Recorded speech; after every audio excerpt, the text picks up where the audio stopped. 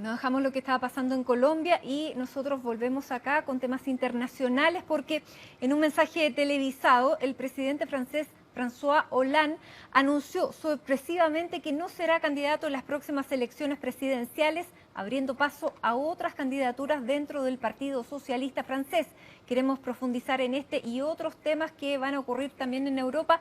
Nos acompaña el cientista político Pierre Lebret. Pierre, gracias por estar aquí con nosotros. Bienvenido. Hola Matilde, ¿qué tal? Bueno, ¿cuán sorpresiva fue este anuncio de François Hollande de ser el primero de los presidentes que no repostula al cargo pudiendo hacerlo? Lo es y no lo es. Lo es porque claramente desde 60 años, desde el establecimiento de la Constitución de la Quinta República, ningún presidente había renunciado a ir a la reelección. Y no lo es porque es un presidente, según los últimos sondeos que cayeron en octubre de Le Monde, tenía 4% de popularidad. Y tenía una pugna muy fuerte dentro del Partido Socialista, su partido, partido de gobierno, que iba en contra de su candidatura, rechazando su posible candidatura, y el presidente no estaba de acuerdo tampoco en ir a primaria. Sus últimas palabras con los consejeros en el Palacio del Liceo fueron bien claras. Él no estaba dispuesto a ir a primaria y sus consejeros dijeron: no podemos apoyarte en esta nueva aventura si no vas a primaria porque no eres capaz de reunir al partido actualmente. Ahora, ¿qué es lo que definitivamente lleva a François Hollande a llegar a este punto crítico de 4% de aprobación? ¿Cuáles son los puntos claves que marcaron su gobierno y que le hicieron perder esta popularidad de manera tan radical? Hay varios factores. Su estilo molestó mucho, su estilo personal molestó mucho, su falta de autoridad. Segundo, el tema del terrorismo. En un primer momento, en los atentados a Charlie Hebdo, se vio una figura presidencial. Sin embargo, pasaron otros atentados en el Bataclan, en Stade de France, etc. Y los últimos atentados en Niza. Y ahí vimos una molestia muy grande del pueblo galo de finalmente... hablaban de la falta de capacidad finalmente de las autoridades en frenar el terrorismo en Francia. En 2 años fueron muchísimas víctimas y eso le afectó mucho. El otro tema es la ley laboral polémica. Hubieron 5 millones de personas en la calle y están acusando al presidente y su gobierno finalmente de traicionar los valores socialistas y su propia campaña presidencial también. Claro, él salió electo con un programa, dicen, pero gobernó con otro. Eso es una de las cosas que se le están pasando a la cuenta. Hay otro factor que quisiera señalar también, es la incapacidad.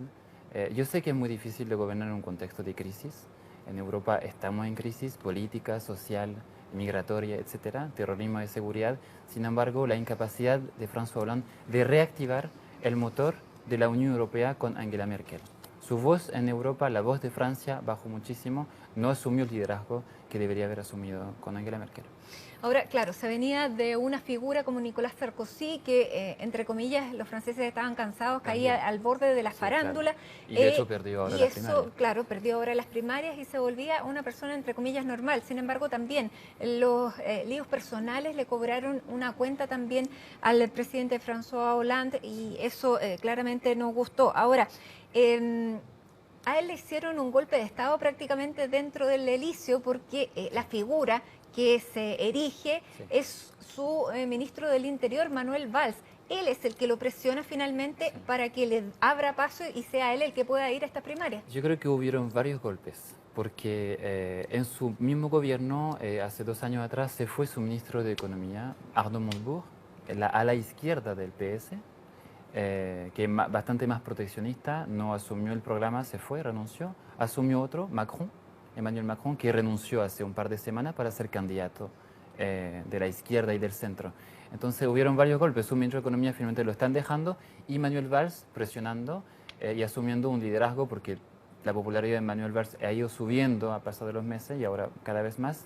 Y las últimas semanas la pugna fue bastante intensa entre su primer ministro y François Hollande. Ahora su anuncio seguramente hará que Manuel Valls asumirá la precandidatura para las primarias de fines de enero del Partido Socialista y tendrá que renunciar al cargo pronto. Se estima que en las próximas semanas, a fines de diciembre, y asumiría normalmente el ministro del Interior.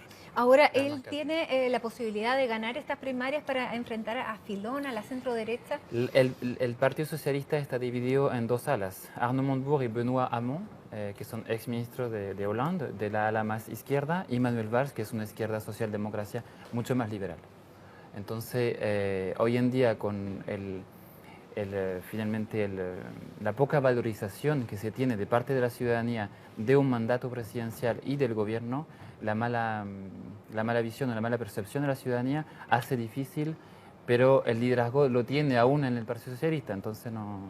Ahora, están los candidatos... Es lo mismo que está ocurriendo prácticamente en todos los países donde va a haber elecciones. Hay mucha fragmentación, pero también está el PS, pero hay muchos otros candidatos de izquierda. Son como 6.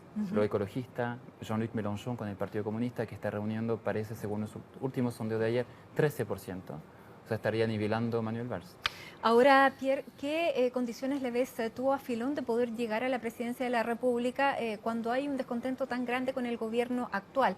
Una cosa distinta o volver a la derecha podría ser lo que pasara en Francia con tal vez un discurso más nacionalista frente al terrorismo, frente a los inmigrantes, frente a la economía, también frente a este rol que tú dices que Francia perdió frente a Europa.